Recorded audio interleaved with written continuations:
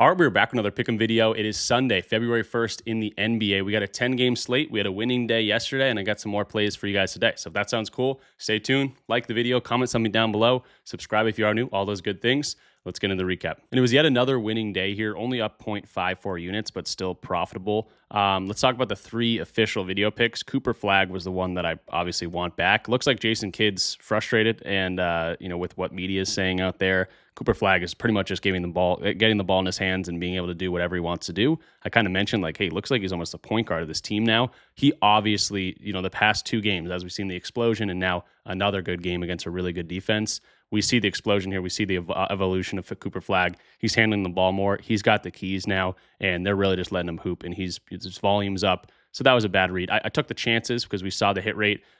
People are going to call me stupid for taking his under after a massive game the game before that. But it's not just about one game. You can have a massive game and then, come right back down to earth. But Cooper Flag seems to something really change. He had the ball in his hands the entire game. This was a good Rockets defense, and he still got it done. So, again, I'll own my bad reads. That right there was a bad read. I should have known that, okay, if he's going to have this huge game, he's a young dude, he's 19, there's probably something that changed, and it did. But Nembhard, we took him over 7.5 assists. We took his 9.5 assists at plus 210. We did the unit management there, and we go up for, we hit both of those. He had 10 assists, which was a great read overall.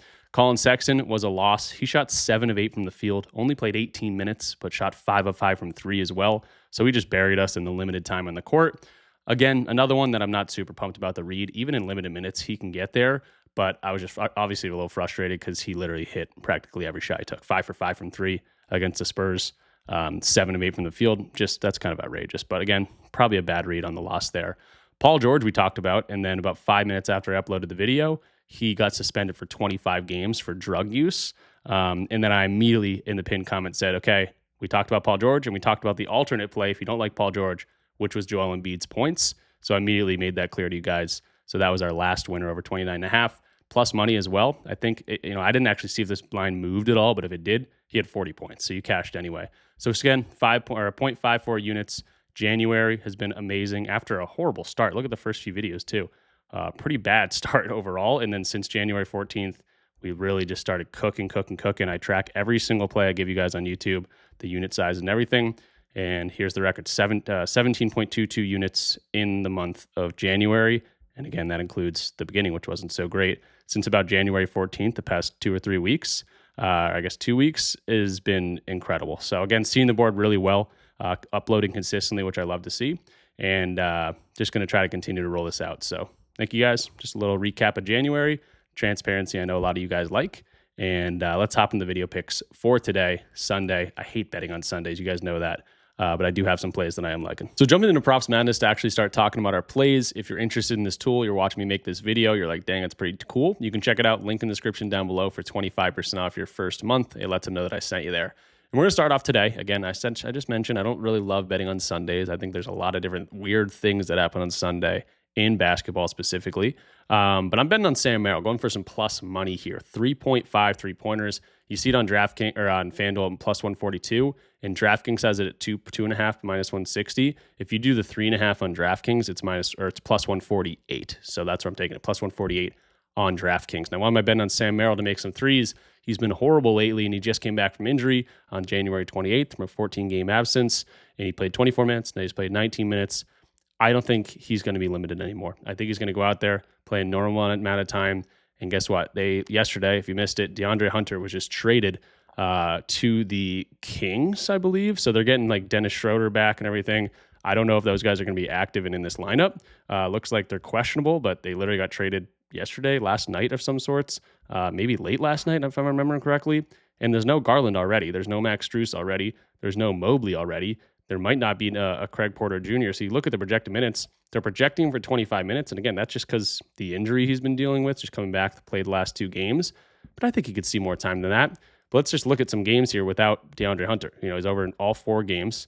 And again, we're getting plus 148 value over in all 4 games. And this is a 23-minute game. This is a 27-minute game. It's not like he's like getting some crazy minutes. But now he, again, just made some trades. He could absolutely get more than, expected minutes here.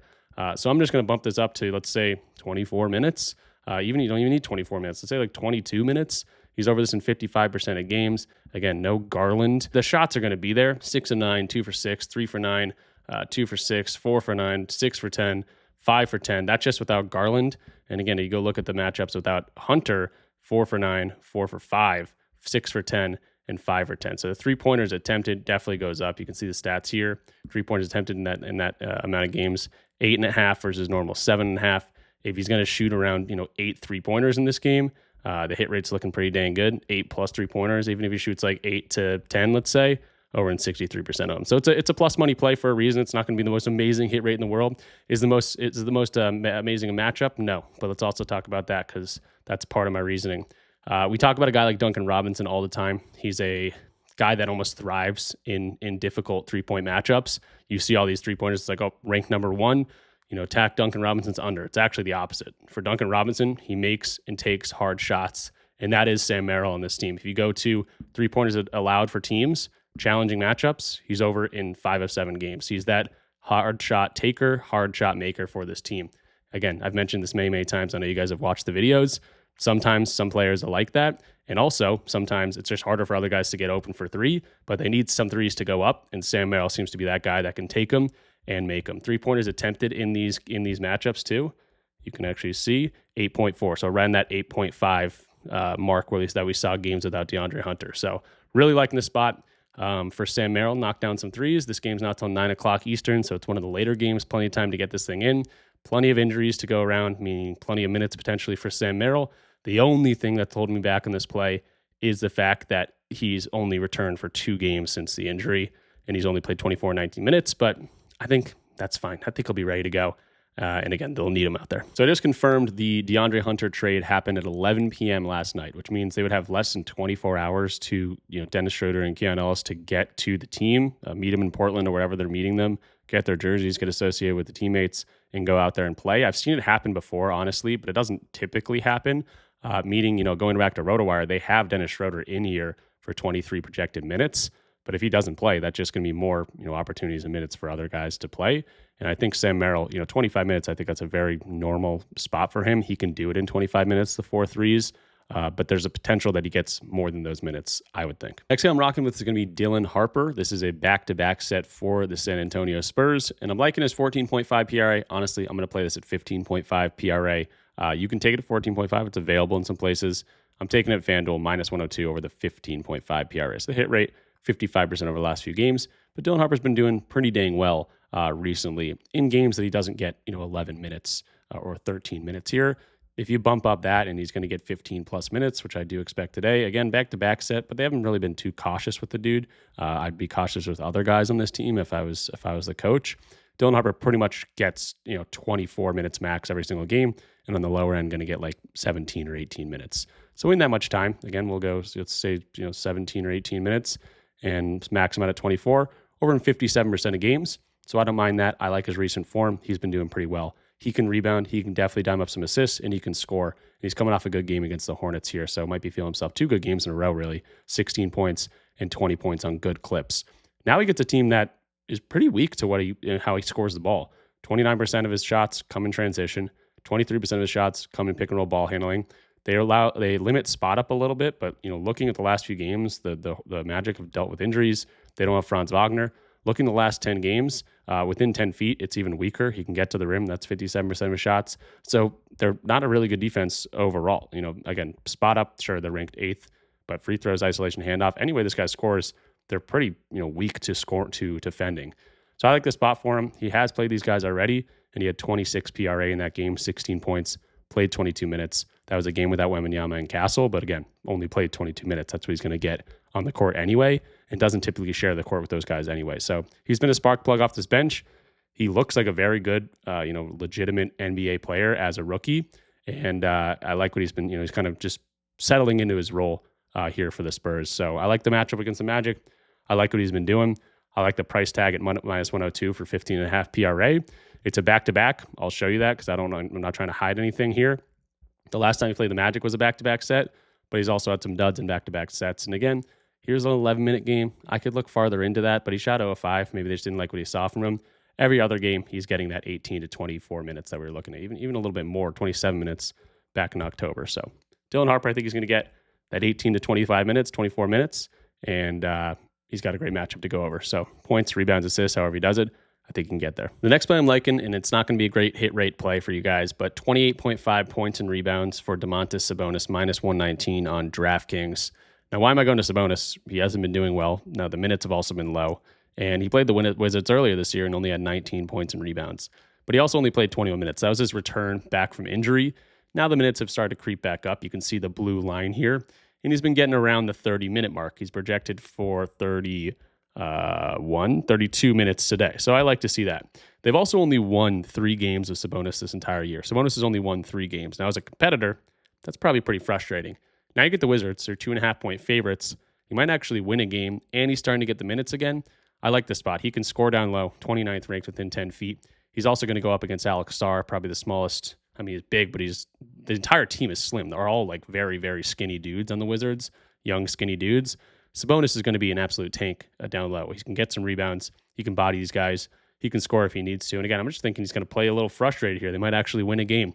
So it's a great matchup for anyone to score, but I really think Sabonis can take advantage of this matchup. You look at their head-to-head, again, only played him once. That was the game he came back from a 2-month absence. But last year, he dominated these guys. The year before that, he played pretty dang well against these guys. So Sabonis is a big body. This is a totally different team. Looking at the last few years doesn't really matter anyway. But I just think it's something to be said because Sabonis is a good player. We have not seen that this year. He's been in limited run. But if he's going to get the 28-plus minutes that we expect today, that's when the hit rate starts to go up, and that's when the floor goes up as well. So it's a good spot for him. Again, you can see all the suggested rankings here, all like dark green. So meaning they're all amazing matchups, 30th, 20th, 27th ranked. Opponent pace 6th. He can work at a good pace. That means more opportunities to score the ball. It's just a good spot. They also made the trade. Dennis Schroeder's not going to be playing. Maybe DeAndre Hunter comes in there and plays. But again, I doubt it. The trade was made late last night. It's a weird one. It doesn't look amazing in terms of the hit rate, but Sabonis should be able to body these guys down low. He's the biggest guy in the court. And as a competitor, come on, you want to win more than 3 games in an entire year for yourself. So that's my thought process on it. Take it if you want. Don't take it if you don't want. But I think we're getting a pretty good price tag on the 28.5 line for a guy that in the past has crushed this line when he gets normal minutes. The last play I like here is going to be Scottie Barnes to get some assists. Minus 110 is the price. 5.5 is the line. And Scottie's over this in 55% of games, but he's got a perfect matchup to get some assists today. They rank 30th, dead last in terms of allowing assists, meaning they allow a whole bunch of assists. Now, taking a look at the assisting zone for Scottie Barnes, 53% of his come right at the rim. And the Jazz rank 8th. They're weak pretty much everywhere else for the entire season. But right now, they rank 8th in terms of that all-time seasons, right? Or like this season right now. But the last 10 games, there's no Walker Kessler here anymore. They're starting Yusuf Nurkic down, though, a lot. Other big guys have been missing games. The last 10 games, they rank 26th. So a lot of players you can see, guys that play like Scottie Barnes, guys that assist like Scottie Barnes, Draymond Green, Jimmy Butler, these big forwards, Banchero, LeBron again. Literally all of these guys are going over their lines. Now, not even considering if they play or assist like Scottie Barnes, just positionally, 80% of the last 15 guys have gone over their lines. So that these point forwards are having a lot of success getting a whole lot of assists against this Jazz team. And again, it makes a lot of sense, especially recently, because they can do some damage down low. They can work in that mid-range, find guys cutting baseline, find guys for alley-oops. But at the same time, if they're cutting that off, this team for the entire year has been bad at pretty much giving assists anywhere else. It's just a bad defense overall. Their defensive rating for the entire season, dead last. So it's a lot of points on the board. This is a 10.5-point spread. You might be worried about blowout potential. But the last part of this line is, again, we're at a 55% hit rate. But what happens in these games that they're winning by a whole bunch? They're 10.5-point favorites at home here for the Toronto Raptors. Well, in games they win by 10-plus points, Scottie's dime machine. 60% of games, he's over this, and a lot of these are big assist games. This might be one you consider laddering up, to be totally honest. We'll see if I do that when I go over the recap. In games they're winning by 15-plus, 62% of games, again, averaging like 6.5 assists. So he's had some monster assist games in these big wins for them. They're home as well. Shooters shoot better at home. They play a little bit better at home, these role players. So I really like Scottie Barnes here. This line just seemed too low. That's why it popped out to me. The hit rate wasn't as amazing as I thought it was going to be for the entire year, only over in 49% of games. But they're healthy. They're ready to go. Quickly's in there. He's going to be handling the ball a little bit. Jamal Shed can handle the ball in his limited time. There's no Jakob Poeltl, but Scottie is that point forward that has really been dominating the assists against this Utah Jazz team, especially over the last 15 or so games. And just as I went to submit this line, it actually went to a minus 105, so we're getting even better odds. But let's go into the recap of what we talked about in this thing. It's Sunday. I hate betting on Sunday. I think weird things happen on Sunday. I think some of these guys are young dudes and they go partying on Saturdays, and I don't know. That's just my thoughts. I think always weird things happen on Sunday, especially for basketball, also for baseball. That's just my opinion. Let me know what you guys think. But I don't mind chasing some plus money on these Sunday slates. Still going to do the normal unit size, but we got some unit management to run through. So Merrill, we started with his threes over 3.5 for plus 148, taking that at 0.7 units. I'm also doing 0.2 units on his 4.5 threes for plus 320. I think that's great odds. I think he could get some extra time in the court, even though he's coming back from injury. Dylan Harper over his 15.5 PRA. This is available at 14.5 for a better pay, like a worse payout, minus 125 or something, but has a little bit better of a hit rate. I'll take my chances at 15.5 for the minus 102 on FanDuel, full unit play there. Then I got Sabonis for points and rebounds, 28.5, minus 119 on DraftKings, full unit there against the Wizards. He should be the biggest guy out there by far, definitely the heaviest guy out there. Then I got Scottie Barnes over his 5.5 assists, still normal, pretty good price tag, minus 110, taking 0.75 units there. I'm also putting this up to 8 assists, so 8 plus assists, plus 300, 0.15 units there. And I'm throwing 0.1 units on the plus 1,000 for him to get 9.5 assists, or 10 plus assists essentially. So that's what I got going on. A couple ladders in here. Should be a fun one. We got games pretty much throughout the entire day. I think there's an early game that's the Celtics game. The Celtics-Bucks play at 3:30, but then it's like a 6 o'clock slate. So not too crazy in terms of early games. A lot of 6 o'clock games and then some 7 o'clock games. So you don't really have a late game. That typically happens on Sundays, but I don't even have a play in that game, so you should have plenty of time to look at the plays that I gave you guys and see if you want to take them or not. The last thing I'll shout out here is going to be Pickit. If you're not on Pickit, I've mentioned it a bunch in my videos. I don't know what you're doing. It's a free bet tracker for you guys to go in there. You sign up using my code RichPicks. They give you $3 or $100 right when you sync your first sports book, and that's all you got to do. You sync your sports books, whatever you're on, DraftKings, FanDuel, PrizePicks, Betr, Underdog, whatever you're on, you can sync it up to them and they do all the work for you. It's just automatic, tells you if you're winning or losing over the course of a week, month, year, that day, whatever you're looking at. It'll tell you how you're doing in certain sports. It's a no-brainer. You want to be knowing if you're winning or losing. Some of you might not want to know that, but it's probably good to know that if you are losing a whole bunch. And if you're winning a whole bunch, you know you got a pretty good recipe like I've known for the past 2+ years. So check out Pickit, code RichPicks, link in the description down below. So that will do it for me in this one. Thank you guys for watching. If you could do me a favor, like the video, comment something down below. I read all your comments. Of course, subscribe if you are new. All those things help YouTube push this video out a little bit more. And that will do it for me. We continue to roll in the NBA. 2-1 on the 1-unit plays yesterday. I don't count Nembhard's 9.5 assists as another win, just like I don't count the half-unit play on Colin Sexton as a loss. So 2-1 on the video picks yesterday. We continue to roll. The run's still in the title because we're crushing it, and hopefully you guys are profiting and getting something useful out of these videos.